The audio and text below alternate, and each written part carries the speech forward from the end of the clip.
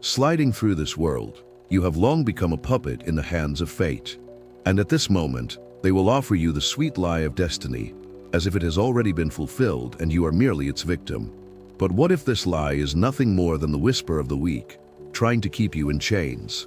This video is based on Nietzsche's philosophy and will be interesting and useful for those who dare to see the world not as a cradle for the weak, but as a battlefield for the strong. It will attract those who seek to understand what it means to be the master of their life, not its slave. Well then, let's begin. Look around. The world does not wait for permission, nor does it slow down for those who hesitate. Every moment you linger in doubt, someone else is making a decision that will shape your life in ways you will not even notice until it is too late. There are only two kinds of people in this world: those who wield the hammer and those who are shaped by it. The ones who command their own fate and the ones who are mere puppets, moved by invisible strings. The question is not whether these forces exist. The question is whether you recognize them before they tighten around your throat. You are not born free. No one is. You were handed a script the moment you took your first breath. They told you what is right, what is wrong, who to obey, what to fear, how to kneel. They whispered rules into your ear, rules that were never meant to empower you, only to tame you. And now, without realizing it, you play your part perfectly, moving exactly as expected, following a script you did not write. But here is the truth they do not want you to see: the world belongs to those who claim it. The ones who refuse to be shaped, the ones who see the game for what it is and decide to rewrite the rules. The ones who tear out the strings, knowing that it will be painful, knowing that it will leave scars, but understanding that freedom has never been given, it has only ever been taken. To hesitate is to lose. To wait is to surrender. There is no middle ground, no safe haven, no neutral path. You either seize control or you are controlled. You either carve your destiny with your own hands or you are led blindly into someone else's dream. And let me tell you, no one dreams of your greatness but you. So what will it be? The master of fate or the puppet of circumstance? Choose quickly, because whether you act or not, the world is already making its choice for you. Who holds the chains around your neck? There is a hand that guides you, though you may not see it. A force that shapes your desires, your fears, your limits. You wake up every day believing you are free, yet your thoughts have already been written, your choices already molded. Someone, something, has sunk its fingers into your mind, bending your will before you even knew you had one. And the most terrifying part? You have accepted it. You walk the path laid out for you without resistance, mistaking submission for harmony.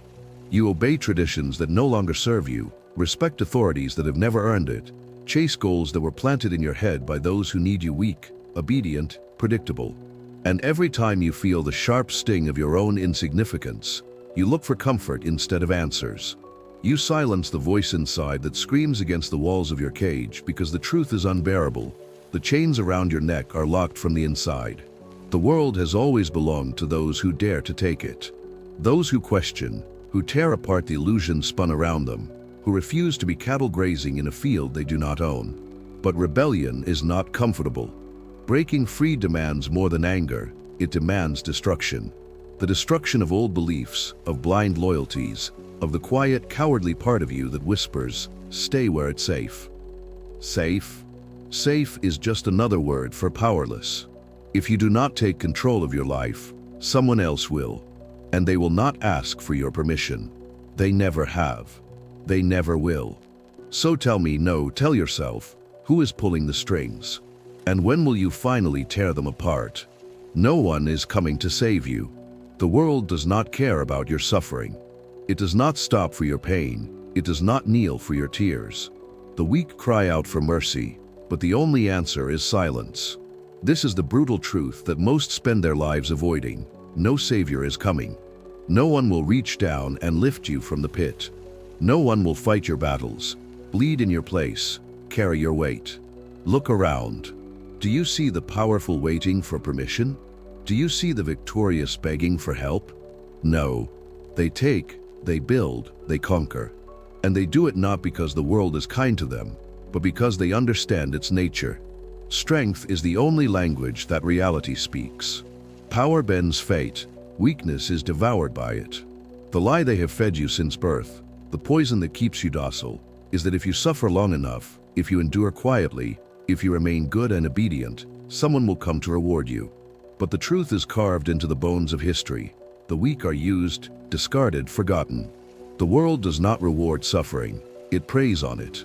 You have two choices: continue waiting for a hand that will never come, or rise. Rise with the fury of one who knows they have nothing to lose but their chains.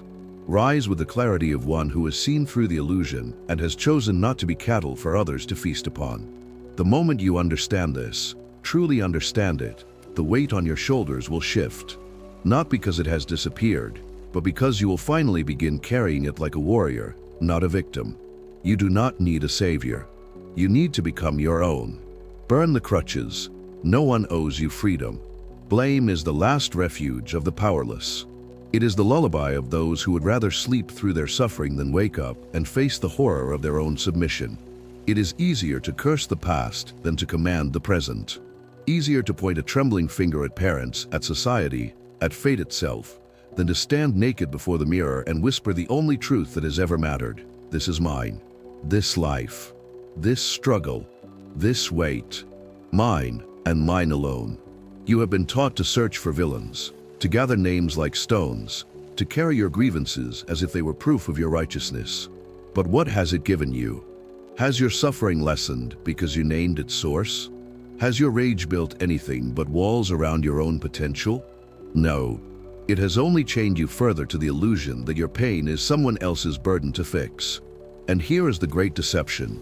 While you waste your breath demanding justice from ghosts, the world moves on without you. The strong do not weep over their misfortunes, they devour them. They do not kneel before the past, they carve the future from it. Power does not concern itself with fairness, and neither should you. So, burn the crutches. Tear down the scaffolding of excuses you have built around yourself. No one is coming to rewrite your history, to balance the scales, to undo the wounds life has carved into you. The world is neither just nor unjust, it simply is. And the only thing you truly own in this vast and indifferent chaos is what you choose to do next. You are not a prisoner of your past. You are its executioner. Pick up the axe and act accordingly. Words are ash, only actions hold weight. The world is drowning in words. Promises, oaths, declarations of loyalty and love. Meaningless syllables that fall from lips like dead leaves in the wind. The weak worship words because they require nothing. They weave illusions with them, cloaking themselves in the comfort of what should be, rather than facing what is. But words are weightless. They crumble upon touch. They demand no sacrifice, no skin in the game, no price paid in blood or action. Watch the world with a ruthless eye, and you will see, men will swear eternal allegiance while sharpening the knives behind their backs. They will tell you they stand with you, yet their feet never move when the moment demands it. They will say they believe in you, but when the fire comes, they will vanish like smoke. Not because they are evil, not because they conspired against you, but because words are easy and action is rare. The strong do not listen to words, they observe movement. A promise is nothing until it is fulfilled. An intention is dust until it manifests in flesh and bone. The man who claims he will fight for you, does he bleed when the time comes? The friend who swears loyalty, does he stand firm when the tide turns against you? The one who whispers devotion, does their hand still reach for yours when there is no audience to witness it? This is how power is measured, not in what is spoken, but in what is done. And this is how betrayal is foreseen, not in the lies people tell you, but in the truths their actions reveal. Look at the world as a hunter, not as prey. Strip away the deception of words, the grand speeches, the empty vows.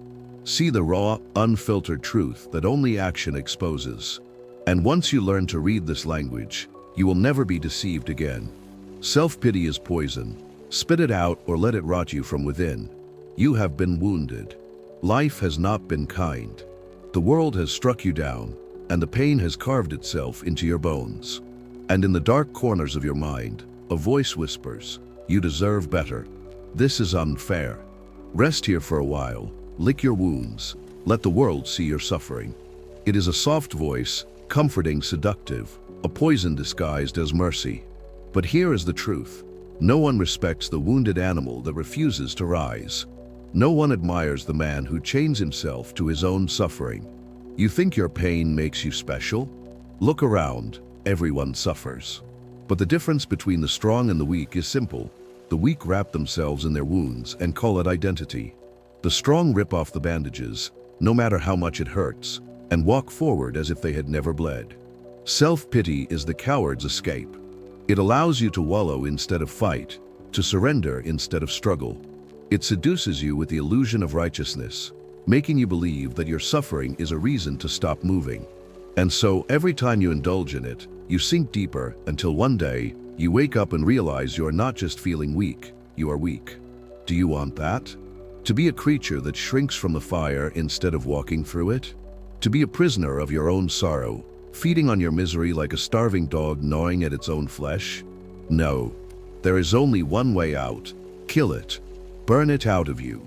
Rip it from your soul like a parasite before it devours you whole. Stand up. Not because it is easy. Not because you feel like it. But because the alternative is to rot slowly and quietly into nothingness. The world will not stop for your suffering. It will step over your grave without a second thought.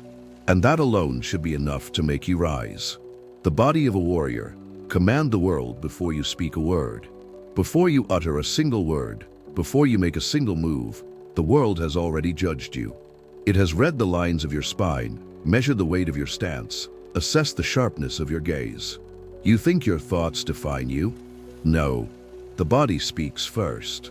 It declares to the world whether you are predator or prey, whether you walk with purpose or shuffle in uncertainty, whether you demand respect or beg for permission. Straighten your back. Not as a gesture, not as an act, but as a declaration of war. Let your posture be a weapon, your breath a shield, your presence a force that bends the space around you. Do not slump like a beaten dog. Do not avert your eyes like a man who expects to be struck. Own the ground beneath your feet as if you were carved from it, as if the earth itself would rather break than let you fall. The weak reveal themselves in an instant. They shrink, they hesitate, their eyes dart like cornered rats. They move as if apologizing for existing. And the world treats them accordingly, like dust to be stepped over, like shadows that pass unnoticed. But the strong are seen before they are heard. Look around. The victorious do not slouch. The powerful do not fidget. The kings of old did not command with mere words. They ruled with presence. Their bodies spoke with the weight of inevitability, their very posture a silent proclamation, I am here, and I am not afraid. So stand as if the gods themselves sculpted you from stone.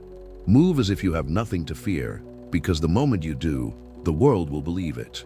And once the world believes it, it will make it true. The warrior's shadow, power resides in those who can strike, even if they do not.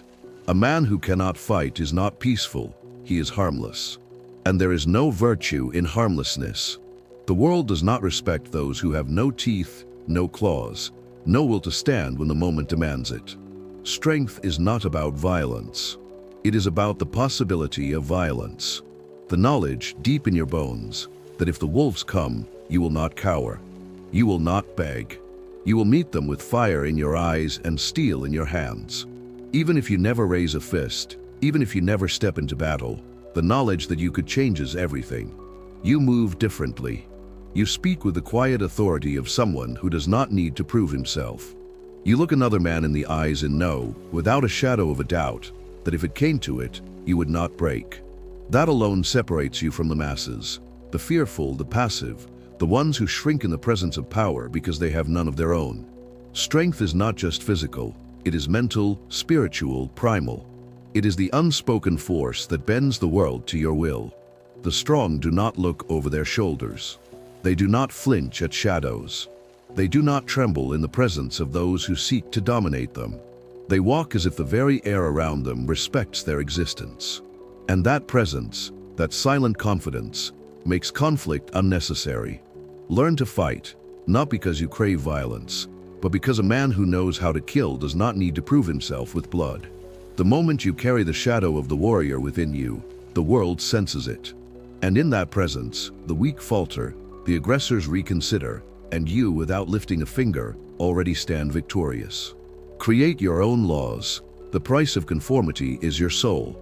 You have been taught to follow. Taught that success lies in obedience, that safety comes from conforming, that you must mold yourself to fit the shapes others have carved for you. But let me tell you this, if you live by someone else's rules, you have already lost. You are a creature of fire, a being meant to create, to destroy, to break down the old and forge the new. And yet here you are, living as a shadow of someone else's dreams, shackled by laws that were never made for you. You walk in the footsteps of giants, but the path they left behind was not meant for your feet. They made their rules, their systems, their hierarchies, and you have been fool enough to accept them as your own. Understand this. The moment you surrender your will to someone else's command, the moment you trade your own judgment for the comfort of their structure, you have abdicated your power. You have allowed your life to be lived not in the image of your true potential, but in the mold of their convenience. And that is the death of the spirit. The great men, those who have shaped the world, who have dared to look at what is and said, no, this is not enough, were never content to live within the lines. They created their own laws, their own truths, their own worlds. And when they spoke, the world bent. Not because they were gods, but because they did not fear standing alone in the darkness. They knew that the price of conformity was not just subjugation, but obliteration of the very essence of who they were meant to be. To create your own laws is to take the sword of your will and carve a path where none exists. It is to stop asking for permission and start demanding existence on your own terms. It is to stand against the tide of mediocrity and declare, this is my world, and I will live in it as I choose. When you take the reins of your own destiny, when you refuse to live by anyone's laws but your own, you claim your true power. The world will resist, of course.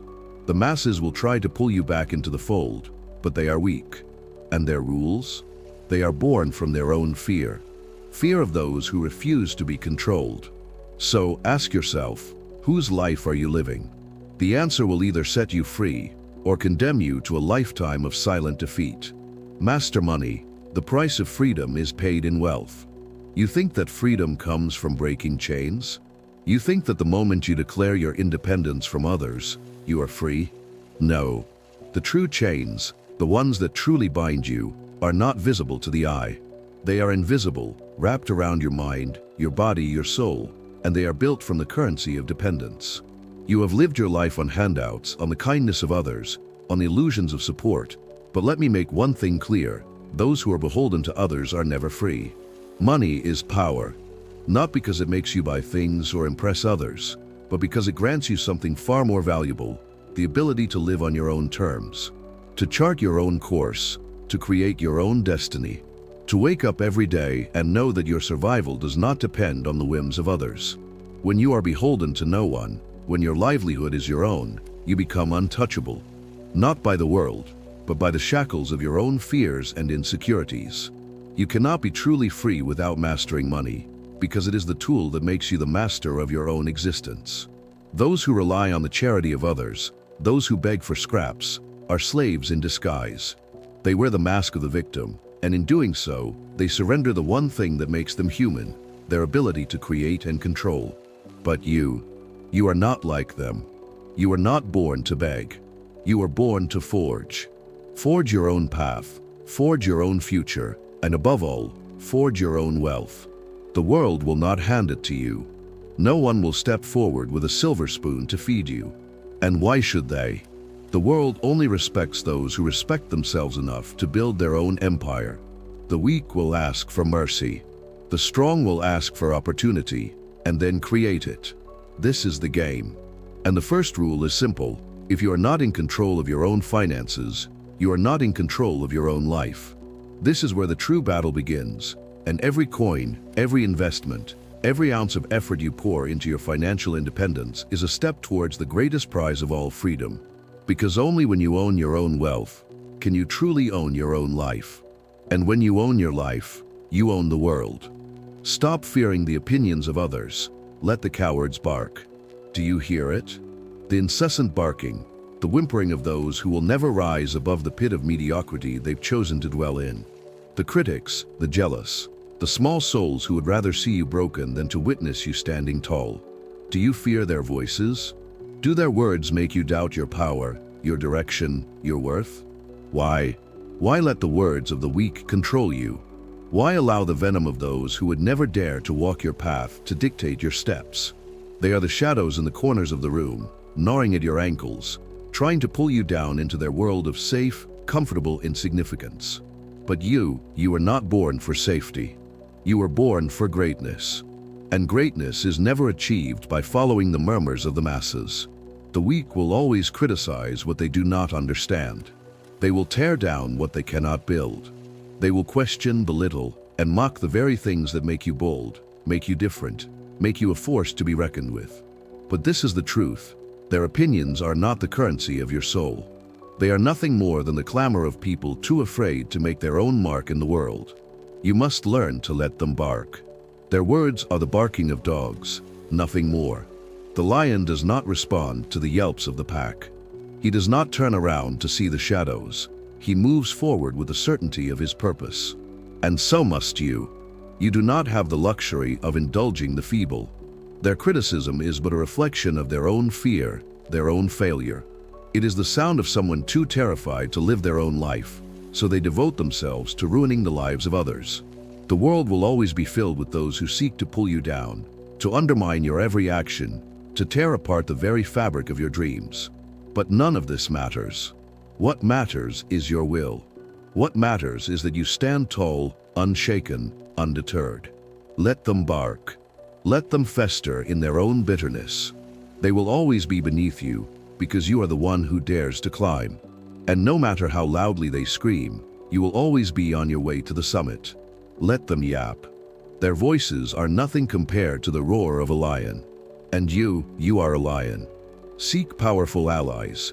You are the average of the 5 you choose to walk with. Look around you.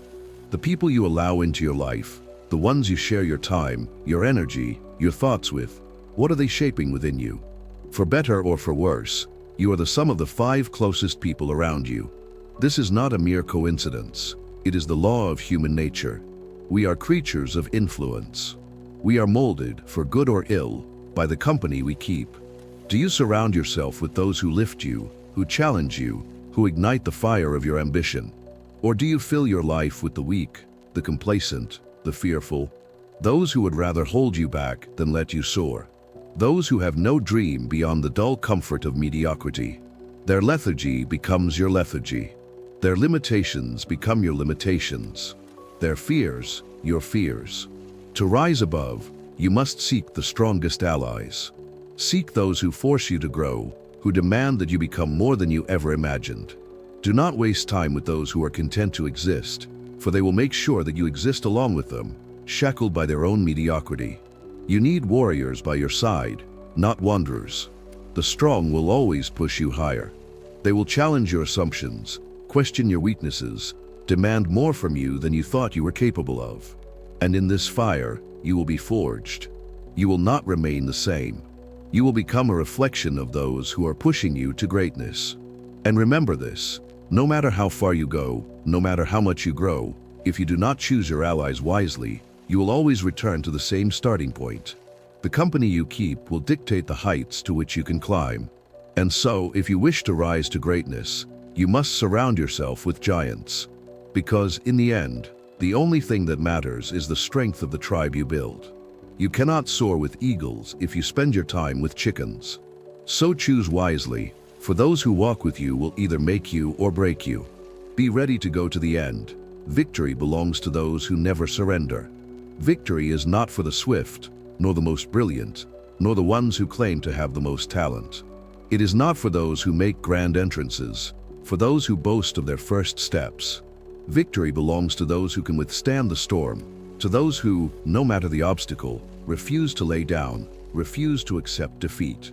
You see, the world is filled with those who start strong, their energy boundless, their confidence unshakable. They charge forward with fire in their eyes, believing that the race will be theirs simply because they arrived first. But what they fail to understand is that the journey is not won in the beginning, but at the end.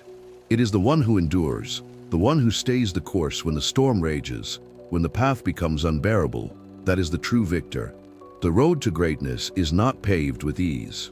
It is not a straight line, nor is it a path marked by applause and validation. The road to greatness is filled with dark valleys, with moments of agony where every part of your being wants to quit, where every muscle in your body screams in protest. It is not for the faint of heart. But it is in these very moments, in the face of the most crushing defeat, when you feel that all hope is lost, that you must decide who you are. Do you give in to the despair? Do you listen to the voices telling you that you are never meant for this, that you should turn back, that you should give up? Or do you look that voice in the face and say, I will not stop, not now, not ever? The ones who win are those who never stop fighting.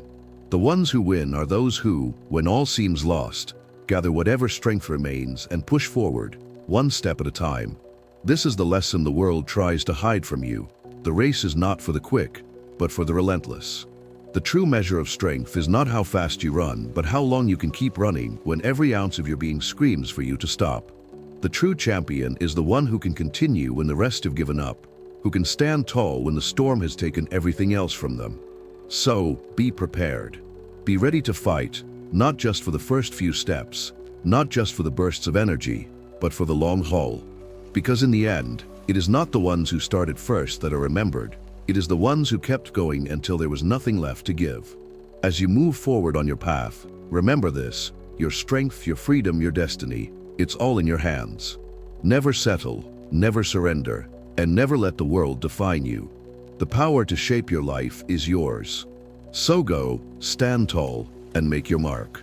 Good luck, and may you walk with relentless courage and unbreakable resolve.